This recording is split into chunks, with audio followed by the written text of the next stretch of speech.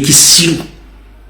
tokola posti ng'ozugumbiza ng'osagambiza yessawo y'okuteeka akaliro ku nnyanja y'esoferi kubanga akawulira lwaki bakulaze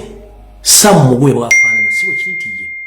bakulaze Besigye bwafaananira okwago kati kimebaga evidi yali nkinze ya Sam Mugumya kitegeeza nti bakomredi bangi betamanyi abattibwa kitegeeza nti tebasobola kulaga kibalama baamutta tebasobola kulaga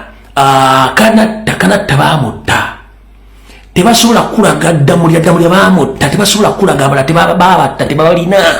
wabula munabateeka ku pressure bagenda kutta buli musibe genda abadde asigaddeyo bana abasigadde tulina okuba nga tukola ki tulina okuba nga tudemonstrating in fact kati amanya g'abaana agabateereddwa gasangule ku bipande bya demonstration gonna tuteekeko amanya amapya ag'abaana bonna abaabula tuteekeko amanya gonna ag'abaana abaabula n'abattibwa mukitegedde bulungi nnyo kati ssaawa yakupika kintu kino teri kuzikiza kuba katutegedde ebintu bwe munadda Museveni bamuwadde omupiira kuba yekyayagala kati mufokasinge ku ekyo nti abateredda yessaawa kati bwe gaba menvu gamaze okumukombisi guvuddemu kati sa yagenda ku X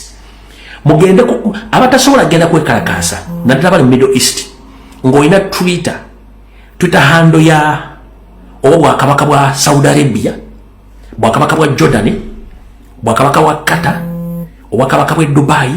yonna ensi mwoli genda ku Twitter handle y'abakulembeze abo namwe abali mu America osobola ogenda ku Twitter handle za President wa America owa Prime Minister Canada Prime Minister Bungereza zonna ensi mugende ku Twitter handle zaabwe mutandika bapampinga information International Criminal Court UN Human Rights Council buli kitongole tolina kyofiirwa wano kankuwa ekyokulabirako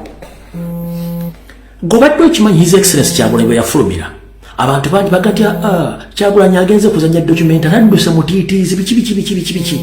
buli omu kati asirise buli omu asirise naye kubamuvumanga nkino I bet this kubamuvumanga abadduse nga banoonya simu ya Kyagulanyi jjukubako mubuuza muganda wange twetaasizza tutya